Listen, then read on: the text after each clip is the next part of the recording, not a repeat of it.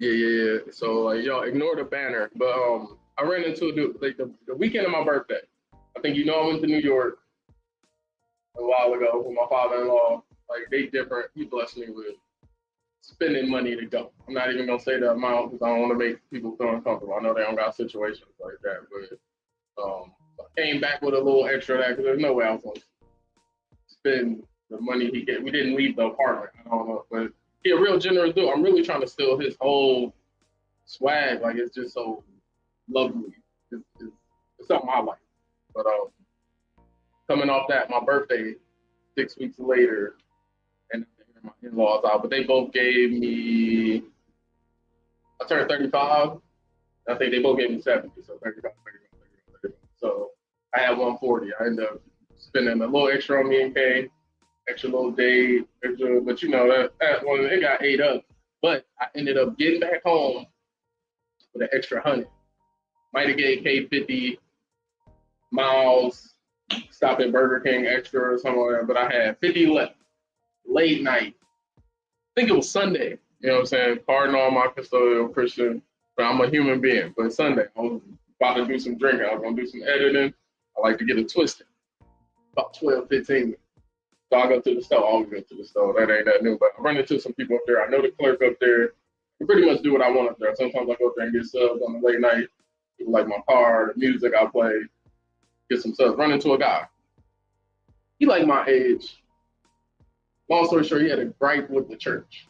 And his whole thing was, he be going, he paying tithes, and he's short, and he asked the church basically for rent money. And I was like, this is actually a really good statement because and I had to tell him, I was like, yo, I've never actually been there to the point where, for one, I've never attended a church long enough to even not say I got the audacity, but my pride levels, I wouldn't. So I applaud him. I was like, look, bro, it takes a strong man to go tell people, hey, family, I need help.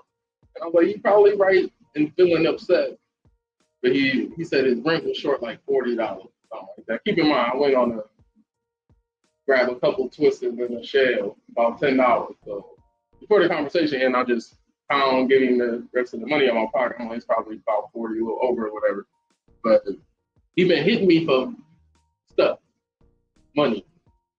And at this point, because I was like, I am like, I'm trying to get them. I'm like, so what's your skills? Where you work. Keep in mind, dude, I met you at pretty much 1 in the morning. So it continues that he keeps hitting you up for money. He's not hitting me up for money. He just keep like he say stuff like, my lights is out. Okay, he's not asking me for. He's just telling me what he's going through. I'm insinuating I need money. No, you gotta ask me. But either way, I would tell him like I don't have money to pay somebody else's bills. I have really big bills. Not ashamed to say I got really big bills. But I feel like the questions I'm asking them to get to like maybe we need to replace you because I was telling I'm trying to invite them to one church. I'm like, come to this church. I'm like, it's off energy alone, off teaching alone. There'll be peace to deal with this world. Because that don't mean bills ain't gonna be due. That don't mean stuff ain't gonna happen, but having Christ gives you a certain level of peace and kingliness where like it's rough, but I will get through this because we've been through so much. So like I was telling him, I'm like, I don't know if he just and I don't want to judge because I don't know him. I don't know if he's begging. I don't know if he's a grifter. Like I don't, you know what I'm saying? Now I do know like when I did give it to him, I think it appeared like he called his. I wasn't standing next to him because I went to the bathroom. Looked like he appeared to call his wife, like, baby, I got her. So I was like, definitely feeling a little happy that I could help in that quick moment. But like, even like I told him, like, I'm only up because my in-laws blessed me. You know what I'm saying? Like, literally, like, God using me and how the word was talking about today, appetites, and put that in my pack. You know what I'm saying? But it's just interesting when people have gripes with the church and they want to be closer to God, but the beef is literally with the church. Especially being somebody who just got back into church. I just got back into church. I ain't even been flowing. The reality is people can't separate Christ from sinners. We are all sinners. People, especially the world views us as hypocrites. And we are, but we all Yeah, we all are. hypocrites. Put your best foot forward. We just acknowledge that's fun too. hey, I'm a hypocrite.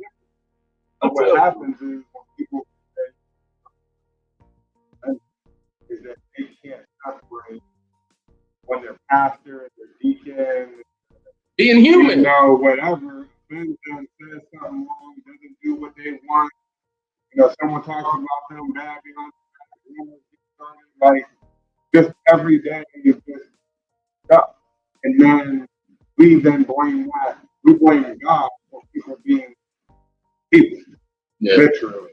And they can't separate. But it's much easier for me to say the church did this versus me being accountable as a leader because it always comes back to what can I do? Right? That's it. And that's all Jesus talked to me about. Jesus, my guy is out here begging for money. And he might be right. He might need that $40 to not pay the money. But the reality is what decisions came before that to and that's not my business. And that's not your fault. That's my business. It's not your business. You just happen to come in for time. The fact that you ask for more after the fact kind of tells the story of him as he is. Because not that you can't, I mean, you're being patient and being like, yo, I'm willing to try to help you, right? I'm helping to like.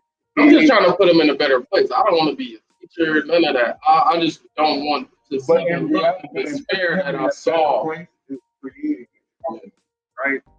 I definitely try to put him in the chats. I try to get him on the stream. Right, exactly. You're trying to talk, get him around. Regardless of how close you are, at the end of the day, you see a man that's a need who needs godly wisdom. And not just godly wisdom, practical wisdom. Right? And this is where it's just like, to me, I can already tell, bro, this cat, he don't I don't want to see. And this is because this is the reason why I'll say it.